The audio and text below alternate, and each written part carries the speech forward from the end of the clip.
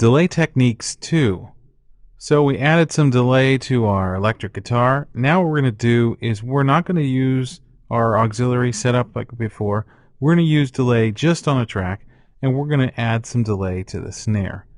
So let's go ahead and solo the drums.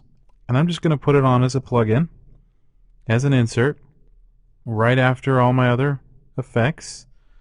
And I'm just going to do a nice little medium delay, just regular mono. And what I'm going to do here is I'm going to balance with this mix right here. As we worked before, we kept the mix all the way to 100%.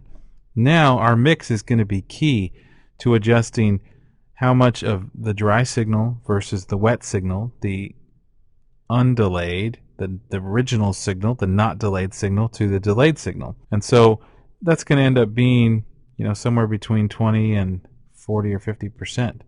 So we're going to kind of be extreme at first and keep it about 40. And I know that my delay is going to have to be shorter than 337 milliseconds, so I'm going to bring that down. But watch what happens as we start playing our drums. Okay, so there's an obvious repeat there on the drums.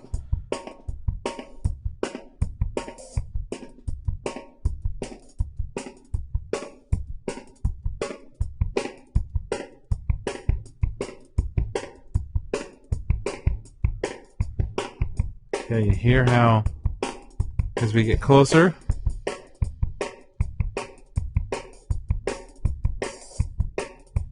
we bypass it.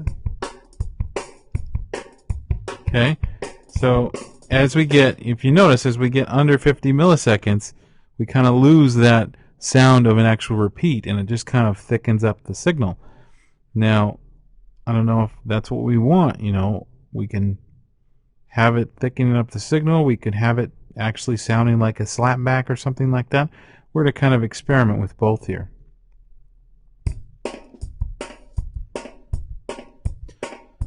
Okay, and if we back it off a little bit,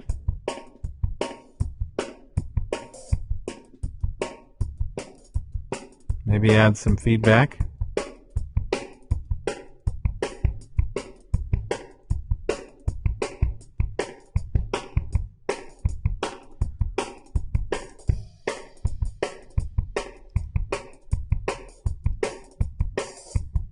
Okay, so just kind of adding a little bit of extra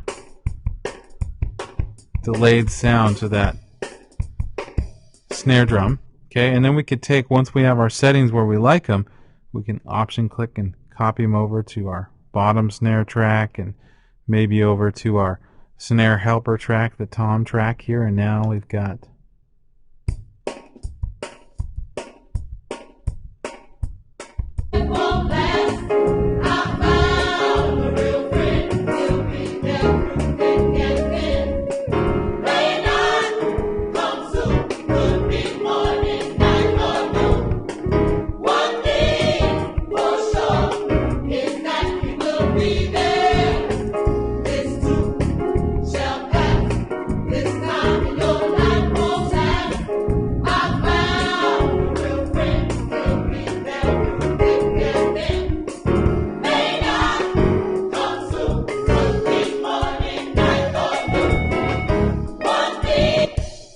can also do a nice little adjustment they have on here, which is a low pass filter, so that kind of takes off some of the high frequencies.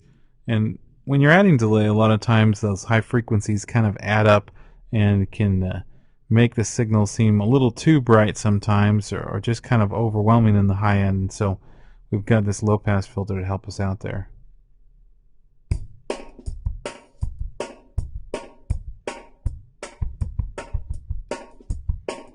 Okay, so let's try copying that over. Okay, so that makes it a little lower and richer, a little deeper.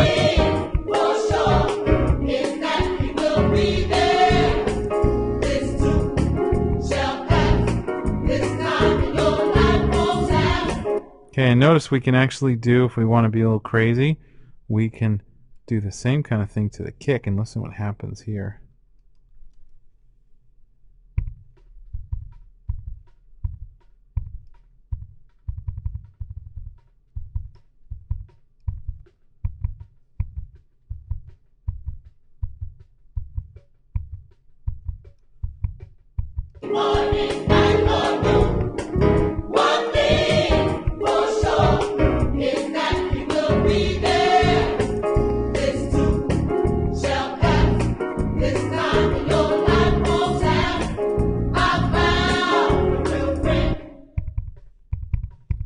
kind of crazy, but you can hear how there's a lot of possibility for a lot of cool different effects with delay.